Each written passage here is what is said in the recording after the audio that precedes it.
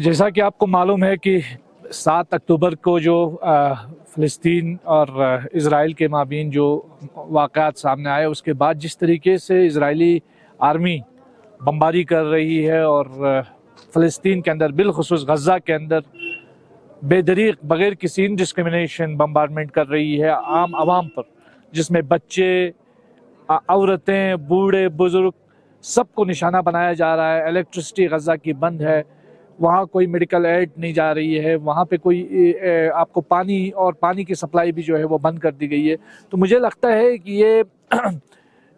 ये इंसानियत सोज़ मज़ालिम और जराइम है जो इसराइल बरसों से कमिट कर रहा है।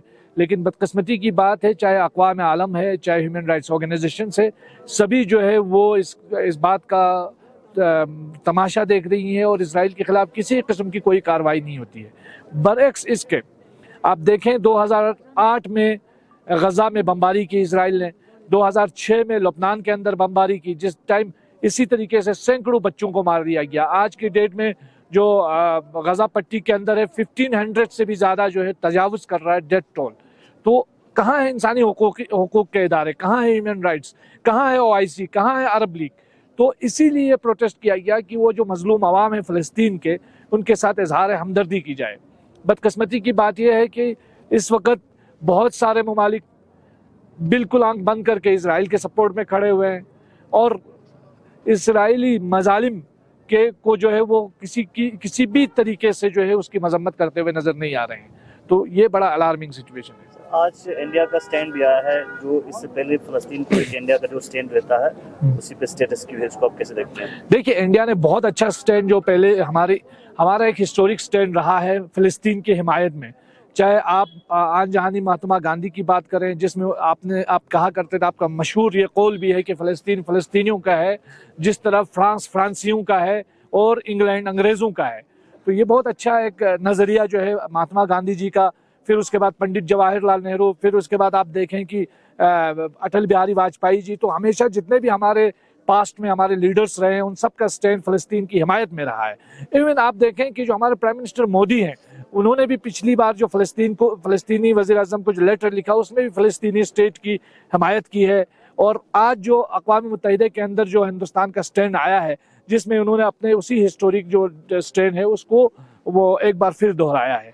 रही बात, कुछ एलिमेंट्स ऐसे हैं हिंदुस्तान में जो पॉलिटिकली सोचते हैं और इन तमाम चीज़ों को एक अलग बाइनरी से देखते हैं और एक जो नफ़रत का एक माहौल है, उसी नफ़रत के माहौल में इसको भी एक नफ़रत के एंगल से देखते हैं।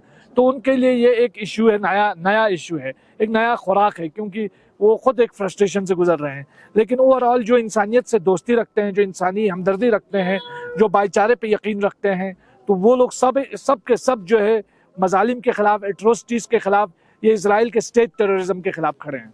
आज की प्रोटेस्ट की मुनासिबत से आप क्या फरमाना चाहेंगे? जी, बिस्मिल्लाहिर्रहमानिर्रहीम। जैसे कि आप सबको मालूम है कि हालिया दिनों 7 अक्टूबर से लेकर आज तक जो है फ़लस्तीन में इसराइल की जारहियत, इसराइल की तरफ से जो बमबारी हो रही है, पूरा गज़ा जो है अभी बमबारी के लपेट में है। और इतना भी अब सोशल मीडिया पे भी कोई सही तरीक़े से कोई इन्फॉर्मेशन, कोई न्यूज़ भी नहीं आ रहे हैं, क्योंकि वहाँ के इंटरनेट का सिस्टम भी बिल्कुल ख़त्म हो चुका है और बिजली भी ख़त्म हो चुकी है। इसराइल ने सारे बिजली, पानी, खाना, जो राशन वग़ैरह जो है सब पर जो है पाबंदी लगा दी, बंद कर दिया है। अब वहाँ से कोई सही तरीक़े से कोई न्यूज़ जो है दुनिया तक नहीं पहुँच रही है।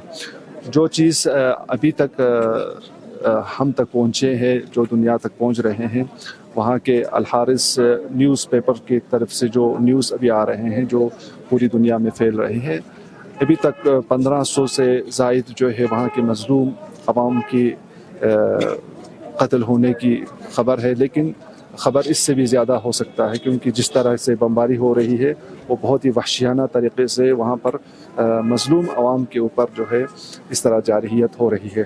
لہٰذا آج کا ہمارے احتجاج کا مقصد یہ ہے کہ ان مظلوموں کی حمایت کرنا اور اسرائیل کے خلاف یہ احتجاج کرنا ہے، اور اس جنگ کو جلدی روکنے کا ہے، اور جلد از جلد فلسطین کے مظلوم عوام کو ان کو راشن، کھانا، پانی وغیرہ پہنچانا۔ یہ تمام انسانی علمبرداروں کو جو یو این ہے اور یونائٹڈ نیشن ہے، ان سب کا جو ہے اقوام متحدہ سب کو اس چیز پر غور و فکر کرنی چاہیے اور انسانی حقوق کو پامال نہیں ہونے دینی چاہیے۔ یہ آج کے ہمارے پروٹیسٹ کا مقصد یہ تھا۔ آپ کی نظر میں مسئلہ فلسطین کا راہ حل کیا ہے؟ فلسطین کے اس کے راہ حل صرف یہی ہو سکتا ہے، اقوام متحدہ میں اس کا بحث ہونی چاہیے، اور اسرائیل کو اور غزے کو اور کیا کہتے ہیں حماس دونوں کو، ان کے لیڈرز کو بلا کر جو ہے اس چیز پر بات کیے بغیر یہ مسئلہ حل ہونا مشکل سمجھ رہا ہوں، کیونکہ بات کیے بغیر کوئی مسئلہ حل نہیں ہوگا۔ تو یہی راستہ ہے کہ اس کو دونوں طرف سے بات ہونی چاہیے، اور ہمارے ملک بھی اس میں حصہ لے کر ان دونوں کے درمیان صلح و مشورے کا بات کام کرنا چاہیے۔ ہمارا ملک جو ہے ہمیشہ لوگوں کو جوڑانے کا کام کر رہے ہیں، اور آج بھی اس چیز کو ہم یہ توقع رکھتے ہیں کہ ہمارے حکومت سے کہ یہ کام آپ لوگ جلدی کریں۔ پرائم منسٹر کی طرف سے بہت بڑا بیان دیکھنے کو ملا جس میں اسرائیل کا سپورٹ کرتے ہوئے نظر آئے، اس کو آپ کس طرح دیکھتے ہیں؟ میں نہیں سوچتا ہوں کہ ہمارے پرائم منسٹر اس طرح سے اسرائیل کے سپورٹ کریں گے، کیونکہ انڈیا کا پہلے سے ہی مہاتما گاندھی سے لے کر آج تک اٹل بہاری واجپئی تک جو ہے ہمارا ہندوستان کا یہی رویہ رہا ہے، نظریہ رہا ہے کہ فلسطین جو ہے فلسطینیوں کا ہے، اس میں اسرائیل کا کوئی حق نہیں ہے۔ جی شکریہ۔